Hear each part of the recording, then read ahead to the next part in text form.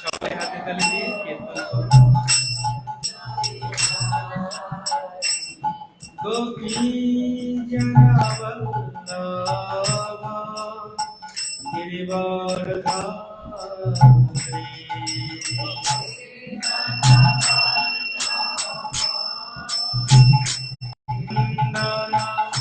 ব্রজ জনরঞ্জনা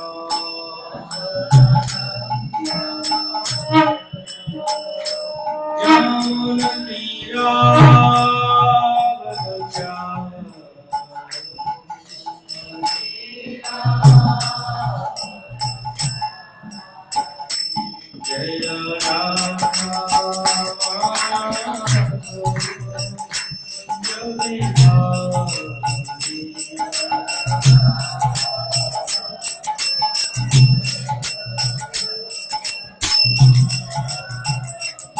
जय श्री कृष्ण चैतन्य प्रभु नित्यानंद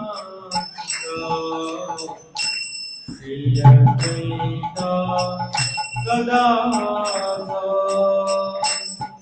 श्रीवासादि गौर भक्तवृंद जय श्री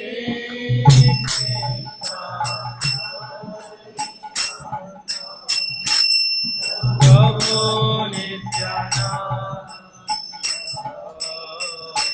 श्री अद्वैत गदाधर श्रीवासादि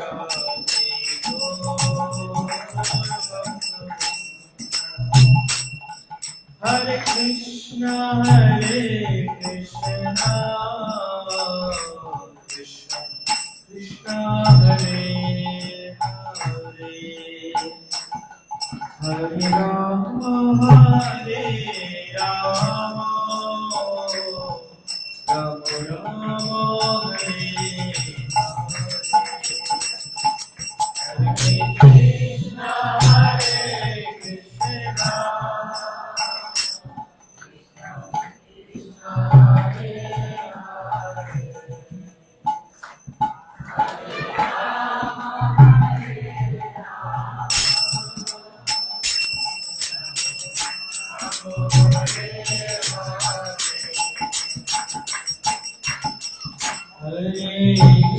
कृष्ण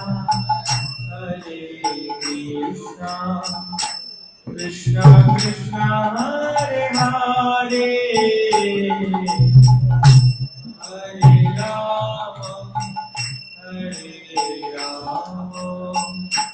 राम राम हरे हरे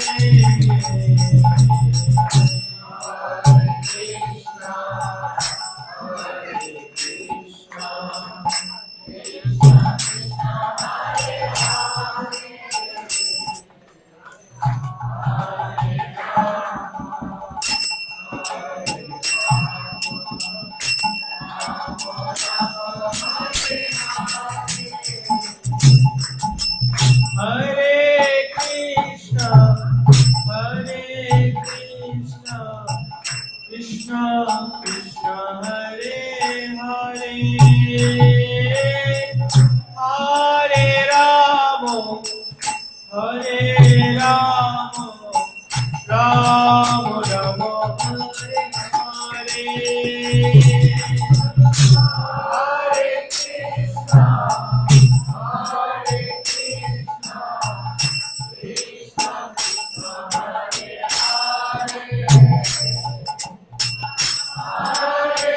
राम हरे राम राम राम हरे हरे हरे कृष्ण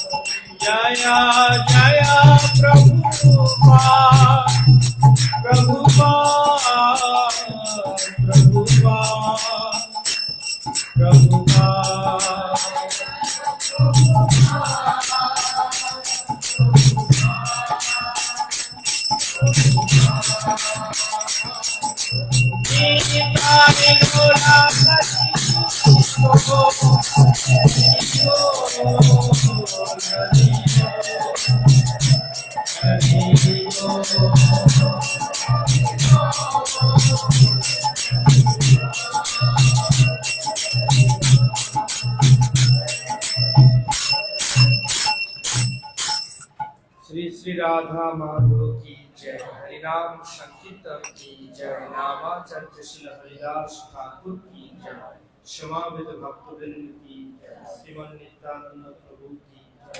निताई गौर प्रेमानंदे हरि हरि बोल। ओम अज्ञानातिमिरान्धस्य ज्ञानाञ्जनशलाकया चक्षुरुन्मीलितं येन तस्मै श्रीगुरुवे नमः।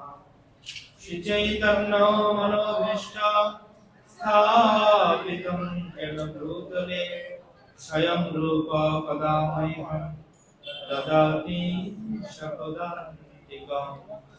वन्देऽहं श्रीगुरो श्रीयुतपदकमलं श्रीगुरानो वैष्णवांश्च श्रीरूपं शक्रजातं सहगनो रघुनाथान्वितं तं सजीवं साद्वैतं सावधूतं परिजनो सहितं कृष्ण चैतन्यदेवं श्रीराधा कृष्णपादाय सहगनो ललिता श्रीविशाखान्वितांश्च नमो विष्णुपादाय कृष्णपृष्ठाय भूतले श्रीमते जयपताका स्वामिनिते नामिने। नमो आचार्यपादाय निताय कृपाप्रदायिने गौरकथा धामुदाय नगरग्राम तारिणे। नमो विष्णुपादाय कृष्णपृष्ठाय भूतले श्रीमते भक्तिवेदान्त स्वामिने नामिने। नमस्ते सरस्वती देवी गौरवाणी प्रचारिणे निर्विशेष शून्यवादी पाश्चात्यदेशतारिणे। वंशाकल्पतरुभ्यश्च कृपा सिन्धुभ्यैव च पतितानां पावनेभ्यो वैष्णवेभ्यो नमो नमः।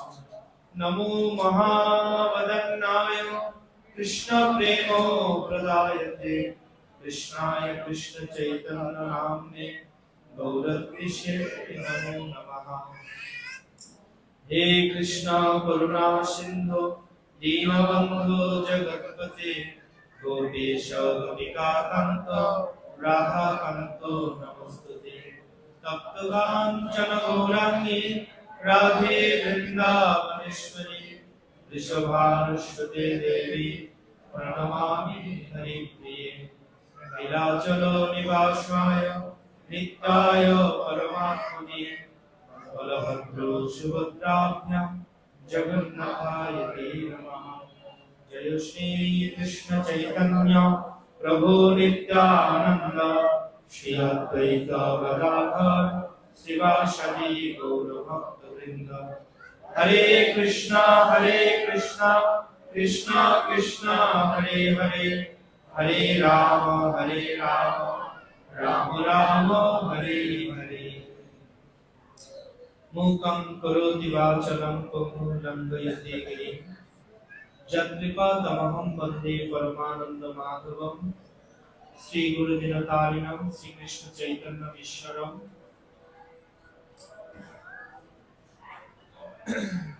नित्यानन्द नमस्तभ्यं प्रेमानन्दप्रदायिने कलो कल्मषनाशाय जन्मवापतये नमः। সুধী সম্মানিত ভক্তবৃন্দ, মমতাময়ী মাতৃমণ্ডলী, আপনাদের সকলের শ্রী চরণ কমলে আমি সশ্রদ্ধ দণ্ডবত প্রণতি নিবেদন করছি। দয়া করে সকলে আমার প্রণাম স্বীকার করুন। আমরা অত্যন্ত আনন্দিত যে নিত্যানন্দ প্রভুর শুভ আবির্ভাব তিথি উপলক্ষে আমরা আগামী 3-4 দিন ব্যাপী ভগবানের সেই নিত্যানন্দ প্রভুর মহিমা কীর্তন শ্রবণ করবার সৌভাগ্য প্রাপ্ত হয়েছি। প্রকৃতপক্ষে একটু বিচার করে দেখলে আমরা এটা বুঝি যে সামান্য ভাগ্যে বা স্বল্প স্বীকৃতিতে এই ধরনের কথা প্রসঙ্গ শুনবার সৌভাগ্য হয় না। কেউ বা যদি ঘটনাচক্রে শুনেও ফেলে তার উপলব্ধি আসে না। তো শ্রীমন নিত্যানন্দ প্রভুর মহিমা কীর্তন করার পূর্বে আমি আমার পরমারাধ্য গুরুদেব শ্রী জয়প্রকাশ স্বামী গুরু মহারাজ, যিনি শ্রীমন নিত্যানন্দ প্রভুর করুণা সারা পৃথিবীতে বিতরণ করছেন, নিতাইয়ের যে প্রেম, সেই প্রেম বিতরণের দায়িত্ব বহন করছেন শ্রীল প্রভুপাদের আদেশে, তার শ্রীচরণ কমল স্মরণ করছি এবং তার কাছে কৃপা ভিক্ষা চাইছি শ্রীমন নিত্যানন্দ প্রভু সম্পর্কে অল্প কিছু সময় আলোচনা করবার। যার করুণা দৃষ্টি হলে একটা বধির শুনতে পারে, যার কৃপা হলে যে মুখ বাবা কথা বলতে পারে না সেও কথা বলতে পারে, সেই শ্রীমন নিত্যানন্দ প্রভুর অপার মহিমা কীর্তন করবার সৌভাগ্য আমি প্রাপ্ত হয়েছি। এটা আমার জন্য অনেক বড় পাওয়া। তো নিজেকে পবিত্র করিবার নিমিত্ত তব গুণগান গাই, এই কথাটা আমার হৃদয়ে সবসময় বাজে। যে আমাদের যারা আচার্যবৃন্দ রয়েছেন, আমাদের যারা পূর্বাচার্য রয়েছেন, গৌর পার্শ্বদবৃন্দ রয়েছেন, তাদের সম্পর্কে আলোচনা করতে যাওয়াটা নিতান্তই ধৃষ্টতা, কিন্তু নিজেকে পবিত্র করব এই অভিপ্রায়ে, নিজেকে আবার সংশোধন করব আত্মশোধনার্থ তাদের মহিমা কীর্তন করবার দুঃসাহস আমরা করে থাকি। সুধীবৃন্দ, নিত্যানন্দ প্রভুর অপার মহিমা রয়েছে। শ্রীল বৃন্দাবন দাস ঠাকুর তার চৈতন্য ভাগবত গ্রন্থে, শ্রীল কৃষ্ণদাস গোস্বামী তিনি চৈতন্য চরিতামৃত গ্রন্থে বিস্তারিত ভাবে শ্রীমন নিত্যানন্দ প্রভু সম্পর্কে বর্ণনা করেছেন। তো আমি অধিক বলবো না। শ্রীমন নিত্যানন্দ প্রভু সম্পর্কে জানতে গেলে প্রথমত যে বিষয়টি আমাদের অনুভব করতে হবে সেটি হচ্ছে শ্রীমন নিত্যানন্দ প্রভু কে, তিনি কে এটা জানা দরকার। তো চৈতন্য চরিতামৃতে বলা হচ্ছে যে একই কায় বুহ, মানে একই স্বরূপ দোহে ভিন্ন মাত্র কায়। স্বরূপত কোন প্রকার ভেদ নেই, একই স্বরূপ, দুহে ভিন্ন মাত্র কায়, শুধুমাত্র শারীরিক পার্থক্য রয়েছে। অদ্য কায়বুহ কৃষ্ণ লীলার সহায়। কেন আলাদা আলাদা দুটো দেহ? কৃষ্ণ এবং বলরাম, তাদের স্বরূপত কোনো ভিন্নতা নেই, স্বরূপত কোনো পার্থক্য নেই কৃষ্ণ এবং বলরামের মধ্যে, কিন্তু ভিন্ন মাত্র কায়, তাদের শারীরিক পার্থক্য রয়েছে। একজন হচ্ছে শ্যামল বরণ, আরেকজন কিরকম? চন্দ্রাকৃতি, চাঁদের মতো তার আলো। হ্যাঁ, একজন হচ্ছে তপ্ত কাঞ্চন, আর একজন হচ্ছে স্বয়ং ভগবান শ্রীকৃষ্ণ, তিনি হচ্ছেন শ্যামলা, শ্যামল বরণ। তো এইভাবে একই স্বরূপ দুহে ভিন্ন মাত্র কায়, শুধু তাদের শারীরিক পার্থক্য, স্থিতির কোনো পার্থক্য নেই।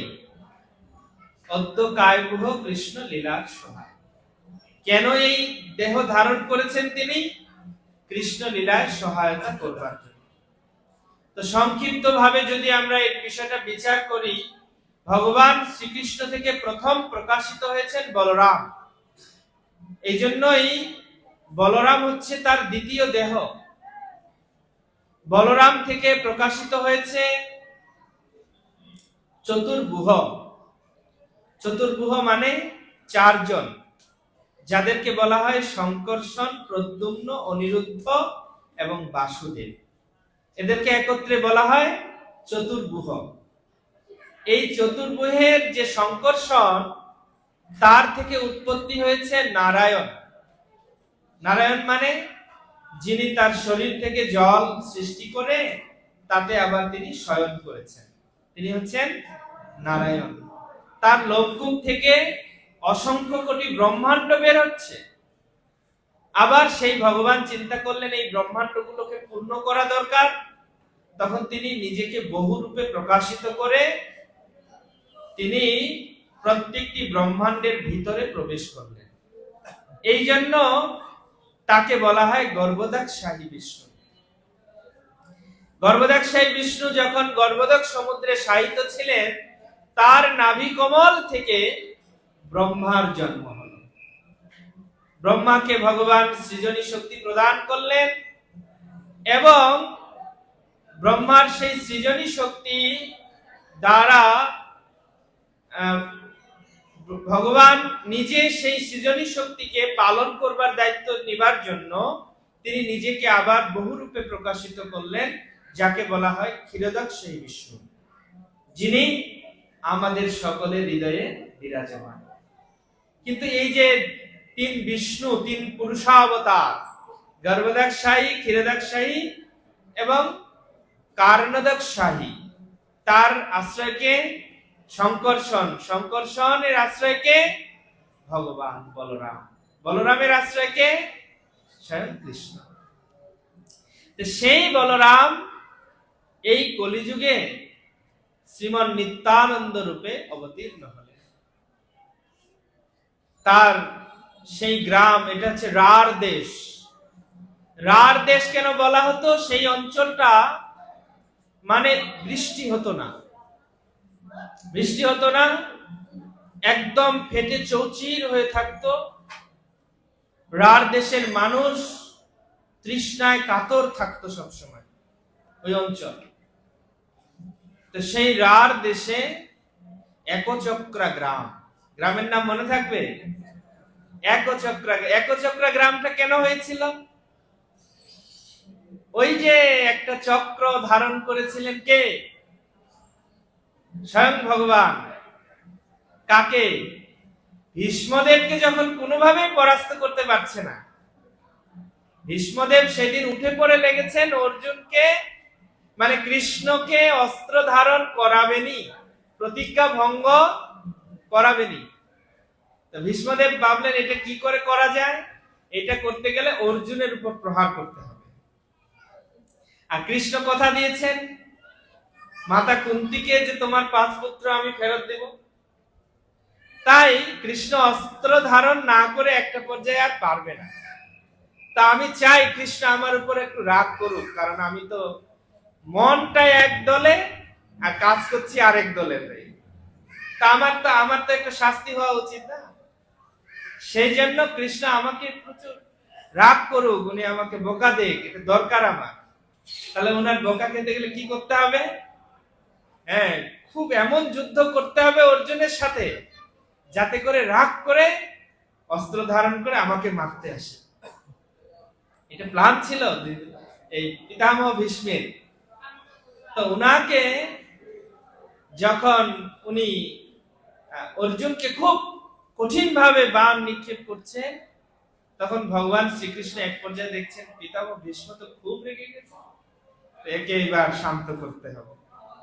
তো এমন রেগে গেছেন ভগবান, উনি প্রতিজ্ঞা করেছিলেন এই যুদ্ধের পূর্বে, যখন অক্ষয়ণী সৈন্য ভাগ হয়, যে দেখো ধৃতরাষ্ট্র পুত্র দুর্যোধন, তুমি এক অক্ষয়ণী সৈন্য নিতে পারবে, নারায়ণী সেনা, তারা অনেক শক্তিশালী সেনা, নিতে পারবে, আর একদিকে আমাকে নিতে পারবে। কার কোনটা নিতে চাও? আবার আমি কোনো অস্ত্র ধরবো না, খালি বুদ্ধি পরামর্শ সেগুলো করবো, আমি কোনো মারামারি করব না। কেন? আমি যদি অস্ত্র ধরি তাহলে যেই দিকে আমি অস্ত্র ধরবো সেদিকে বিজয় হবে, আমার সুদর্শন চক্র আছে, তা দরকার নেই, আমি কোনো পক্ষপাতিত্ব করব না, তোমরা পরিবারের ঝগড়া, আমি এর ভিতর নেই। তবে কোনটা নেবে বলো? তো ধৃতরাষ্ট্রের পুত্র দুর্যোধন, দুর্যোধন মানে কি জানেন? দুর্যোধন মানে হচ্ছে অন্যের ধন যিনি দুর্জয় করে হরণ করেন, এই যে দুর্যোধন। ঠিক আছে, উনি তখন করলেন কি, না নারায়ণকে কৃষ্ণকে নিয়ে কোনো লাভ নেই, কোনো অস্ত্র ধরবে না, কাউকে মারবে না, তার লাভ নেই। ঠিক আছে, তাহলে আমি নারায়ণী সেনা নেব। নারায়ণী সেনা নিলেন তিনি। তখন প্রতিজ্ঞা করেছিলেন আমি অস্ত্র ধরবো না। কিন্তু আজকে যা অবস্থা, পিতামহ ভীষ্মদেব যেই পরিস্থিতিতে অর্জুনকে ফেলেছেন, অস্ত্র না ধরে, আর অস্ত্র তো ধরবেন না, সুদর্শন চক্র তো ধরবেন না, কিন্তু মাটির থেকে একটা রথের চাকা, ভাঙা রথের চাকা পড়েছিল, ওই রথের চাকাটাই উঠে ধরেছে, এমন ভাবে ধরছে যেন সুদর্শনের প্রতাপ ওর ভিতরে ছড়িয়ে গেছে।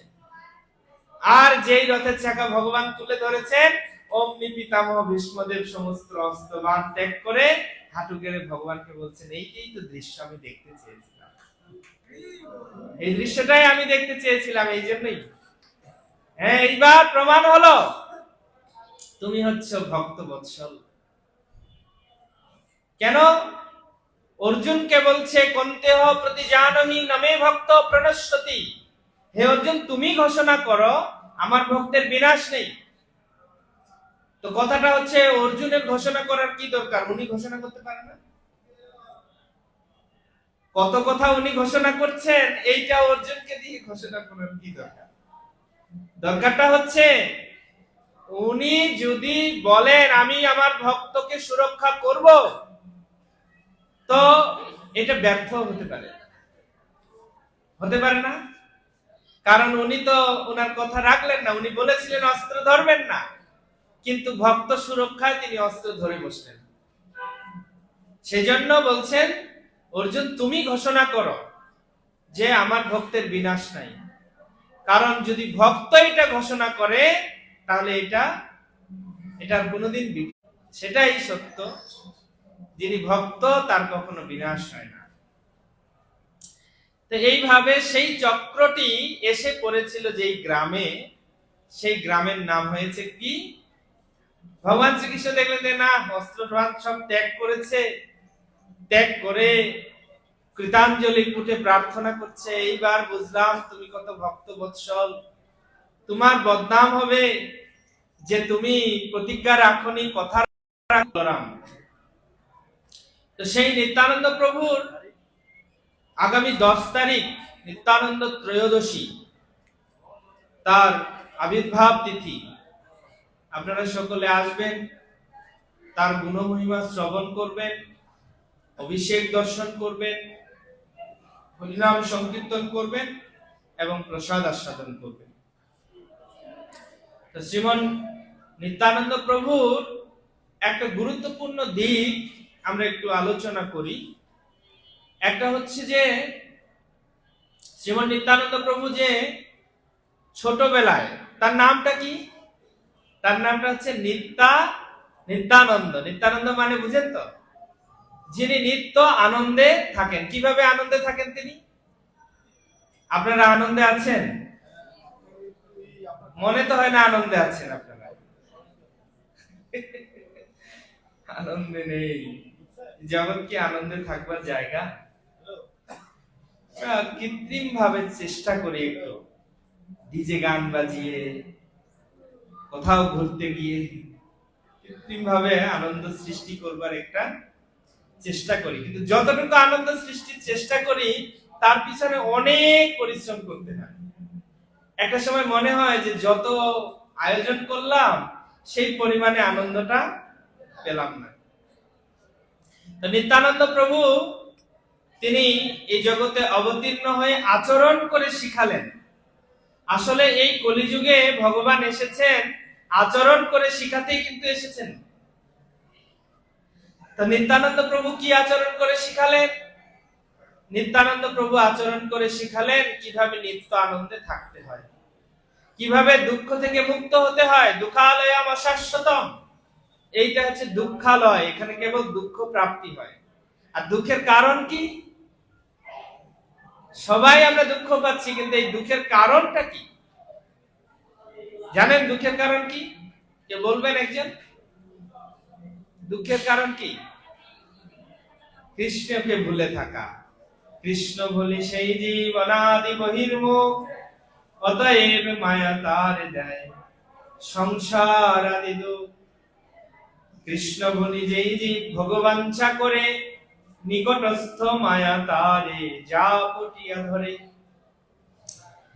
কৃষ্ণকে ভুলে যাওয়ার ফলে এই সংসারে আমাদের দুঃখের উৎপত্তি হয়েছে, দুঃখ প্রাপ্ত হচ্ছি আমরা।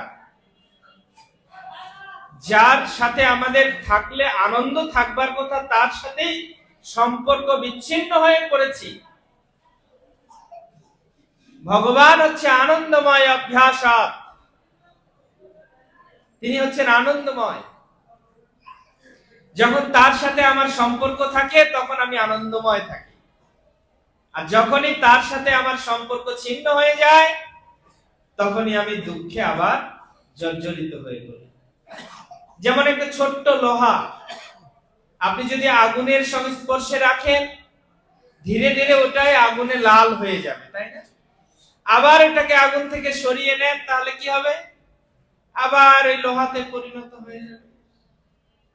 তো যতক্ষণ সে আগুনের সংস্পর্শে থাকে ততক্ষণ দায়িকা শক্তি তার মধ্যে বর্তমান। তো আমি হচ্ছি তার অংশ, ভগবানের অংশ। তাই যখন আমরা ভগবানের সান্নিধ্যে থাকি, ভগবত ধামে থাকি, তার সাহচর্যে থাকি, তখন আমরা আনন্দময় থাকি। ঠিক যখনই আমরা তার থেকে দূরে চলে যাই, তার থেকে সম্পর্ক কমে যায়, সম্পর্ক ছিন্ন হয়ে যায়, তখন এই জড়জগতের দুঃখ আমাকে আবার প্রভাবিত করে এবং দুঃখের দ্বারা আমরা নিমজ্জমান হয়ে যাই। এটাই হচ্ছে নিয়ম।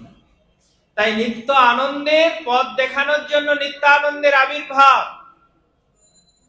নিত্য আনন্দের পথ তিনি শিশুবেলায় কিভাবে দেখাচ্ছেন? একদম ছোট শিশু, তখনই তিনি আনন্দের পথ, এই যে বললাম প্রথম সূচনা হলো কিভাবে, যেদিন নিত্যানন্দ প্রভু আবির্ভূত হলেন সেই দিন বৃষ্টি হয়ে গেল।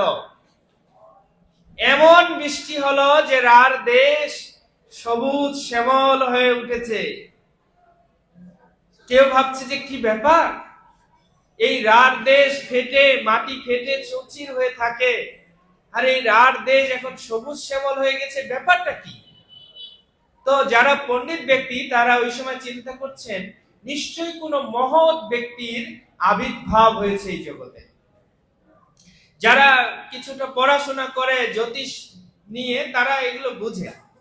যেমন কিছুদিন আগে আমরা দেখলাম আকাশের 3টি গ্রহ না 4টি গ্রহ প্রায় একই সরল রেখায় ছিল, নিউজে এসেছে কথাটা। তা আমরা চিন্তা করছিলাম কি হতে পারে, বিচার বিশ্লেষণে বসেছিলাম। তো বিচার করে এরকম মনে হলো যে ওই সময় কোন মহান ব্যক্তির আগমন হয়েছে এই জগতে, কোন মহান আচার্য এই জগতে এসেছেন যিনি জগৎ উদ্ধারের জন্য কাজ করবেন। তো খুব আপনি বলতে পারেন ওই সময় তো হাজার হাজার শিশুর জন্ম হয়েছে, হাজার হাজার শিশু, তারা অজগর শাস্তেন, মানে অঘ অসুরকে বধ করবার লীলা করতেন, কখনো কখনো গোবর্ধন ধারণ লীলা করতেন, কখনো কখনো আবার রামায়ণের আলোকে লীলা করতেন। তো রামায়ণের আলোকে লীলা করলে নিত্যানন্দ প্রভু হতেন সাধারণত লক্ষণ। লক্ষণই তো সেই, যিনি বলরাম, তিনি লক্ষণ, তিনি শঙ্কর্ষণ, তিনি নিত্যানন্দ, একই তো। সেই লক্ষণের একটা দুঃখ ছিল। লক্ষণের কি দুঃখ ছিল? পূর্ব জীবনে লক্ষণ যখন মা সীতাকে বনবাস দিতে গিয়েছিলেন, বনবাস দিতে গিয়ে তার মনের মধ্যে এত দুঃখ হয়েছে যে দেবী, যাকে এমনকি চন্দ্র সূর্য দর্শন করতে পারে না, যার কেবল ছায়া রূপ মানে লঙ্কাপতি রাবণ দর্শন করেছে, তার প্রকৃত রূপ দেখতে পায়নি। প্রকৃত রূপ অগ্নির মধ্যে ছুপা ছিল, লুকায়িত ছিল। সেই মাতা সীতা, তার ব্যাপারে কোনো একজন প্রজা একটা অভিযোগ তোলার কারণে ভগবান রামচন্দ্র মাতা সীতাকে পুনরায় বনবাস দিয়েছিলেন। বাল্মীকির আশ্রমে তিনি ছিলেন। তো এইটা লক্ষণ মেনে, আর লক্ষণের উপর দায়িত্ব চেপেছিল যে তুমি সীতাকে বনে রেখে আসবে আর ওকে জানাবে না, বলে নিয়ে যাবে আর জানাবে, ওইখানে গিয়ে জানাবে যে তোমার বনবাস হয়েছে, শাস্তি হয়েছে। এইরকম কাজ লক্ষণের করাটা আপনি কি ভাবছেন সহজ ছিল? যার পাদপদ্ম ছাড়া তিনি কোনোদিন কিছু দর্শন করেননি, একদম মাতৃ স্বরূপ চিন্তা করতেন সীতা ঠাকুরানী, সেই সীতা ঠাকুরানীকে উনি বনে রেখে আসলেন। সেই দিন লক্ষণ প্রতিজ্ঞা করেছিলেন যদি আবার আমাকে এই লীলার জন্য আসতে হয় ভাই রূপে, তখন আমি আর কোনোদিন ছোট হয়ে আসবো না।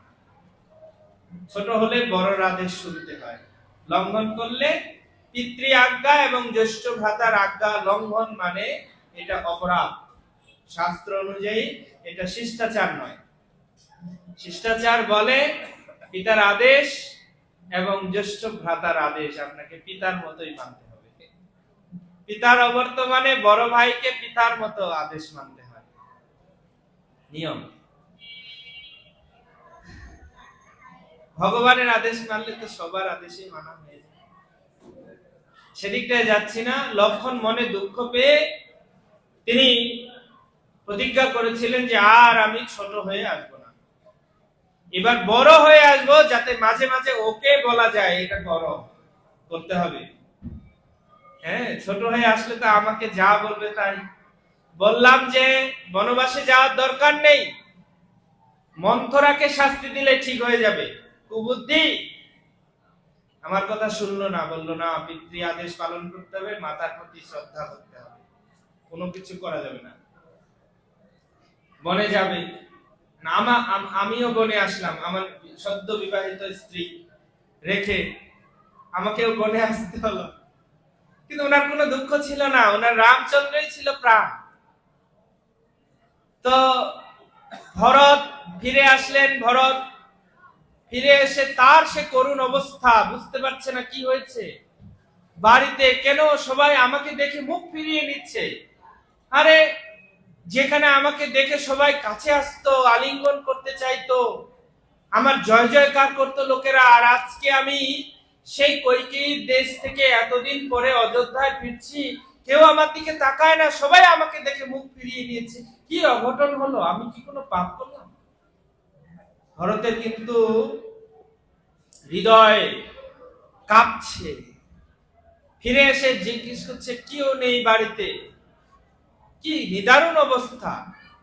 এবং সেদিন কিন্তু ভরত তার মাতাকে পরিত্যাগ করতে চেয়েছিলেন, কিন্তু বলেছিলেন যে আমি যদি তোমায় পরিত্যাগ করি, আমার ভয় হচ্ছে যে তোমার প্রতি এই ধরনের আচরণ করার কারণে যদি আমাকে শ্রীরামচন্দ্র পরিত্যাগ করেন, ঠিক এই জন্য আমি তোমার প্রতি এই ধরনের আচরণ করতে পারছি। তো ভরত এরা এসেছিলেন ভগবানের সাথে, তো লক্ষ্মণের দুঃখটা ছিল সব থেকে বেশি, যে কত নিদারুণ কষ্ট সহ্য করতে হয়েছে ভগবানকে। ভগবানের জন্য তো কোনো কিছু কষ্ট নেই, ভগবান সবসময় আনন্দময়, কিন্তু জগতে শিক্ষা দেবার জন্য তিনি কত লীলা করেন। তো তিনি প্রতিজ্ঞা করেছিলেন বড় হয়ে আসবো, এরপর থেকে দেখবেন আপনি দাপর হলো ভগবান কৃষ্ণচন্দ্রের বড় ভাই রূপে বলরাম প্রথম অবতীর্ণ হলেন, আর এরপরে নিত্যানন্দ রূপে যখন অবতীর্ণ হলেন, সেটা কি ছোট না বড়? বড় ভাই হিসেবে আসলেন। এখন প্রতিদিন কৃষ্ণ লীলা করছেন, রাম লীলা করছেন। তো একদিন কি ঘটনা ঘটলো, একদিন সবাইকে আলাদা আলাদা পাঠ দিয়েছে, ওই দিন কি হবে, রাম রাবণের যুদ্ধ হবে, আর লক্ষণের শক্তিশাল বিদ্ধ করা হবে। আর হনুমানকে দায়িত্ব দেওয়া ছিল তুমি বিশল্যকরণী নিয়ে আসবে গন্ধমাদন পর্বত থেকে, এনে ওইটা সেবন করালেই আবার লক্ষণ ঠিক হয়ে যাবে। তো যার যার রোল ভাগ করে দেওয়া হয়েছিল, তো নাটক।